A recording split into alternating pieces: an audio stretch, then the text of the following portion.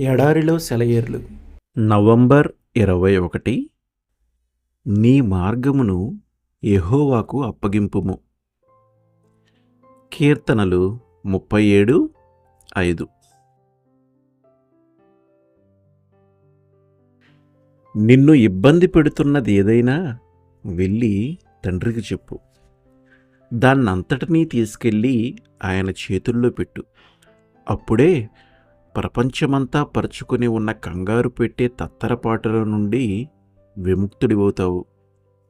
నువ్వు ఏదైనా చేయవలసి వస్తే, బాధను భరించవలసి వస్తే, ఏదైనా కార్యాన్ని తలపెడితే వెళ్ళి దాని గురించి ప్రభువుతో చెప్పు.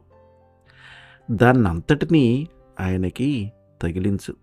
ఇక నీకు దిగుళ్ళేమీ ఉండవు, ఆందోళన ఉండదు.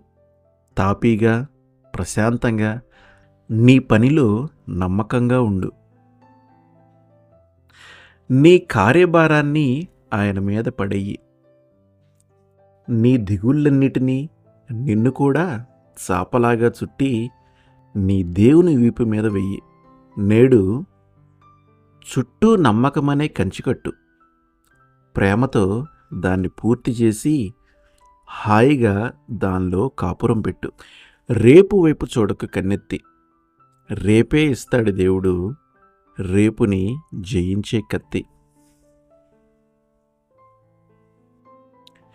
దేవుడు మనం నడిచే దారిని సమ్మతిస్తే దాన్ని ఆయన వశం చేయటం వీలవుతుంది. తన మార్గాన్ని ప్రభువుకి అప్పగించటం విశ్వాసమున్నవాడికి సాధ్యం. మన దారి మంచి దారి కాదని ఏమాత్రం అనుమానం ఉన్నా విశ్వాసం ఆ ఛాయలకే రాదు.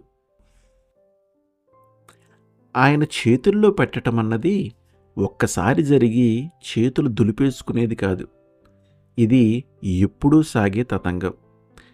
ఆయన నడిపింపు ఎంత వింతగా, ఊహించలేనిదిగా కనిపించినప్పటికీ, కొండ అంచుకి ఎంత దగ్గరగా ఆయన నిన్ను తీసుకెళ్ళినప్పటికీ ఆయన చేతుల్లోంచి కళ్ళాన్ని లాగేసుకోకూడదు. మన మార్గాన్ని ఆయన ఎదుట పెట్టబోయే ముందు దాన్ని గురించి ఆయన ఇచ్చే తీర్పుని స్వీకరించడానికి సిద్ధపడి ఉన్నామా? అన్నింటికంటే ముఖ్యంగా ఒక క్రైస్తవుడు తన అలవాటుల్ని, పాతుకుపోయిన తన అభిప్రాయాలను నిశితంగా పరిశీలించుకునే పరిస్థితిలో ఉండాలి. తమ అలవాట్ల గురించి క్రైస్తవులు దేవునికవి అంగీకారములే అన్న ధీమాతో ఉంటారు. కొందరు క్రైస్తవులు ఎందుకంత భయంగా ఉంటారు? సమాధానం స్పష్టం. వాళ్ళు తమ మార్గాన్ని యెహోవాకు అప్పగించలేదు. దాన్ని దేవుని దగ్గరికి తీసుకెళ్లారు కానీ తిరిగి తమతో తెచ్చేసుకున్నారు.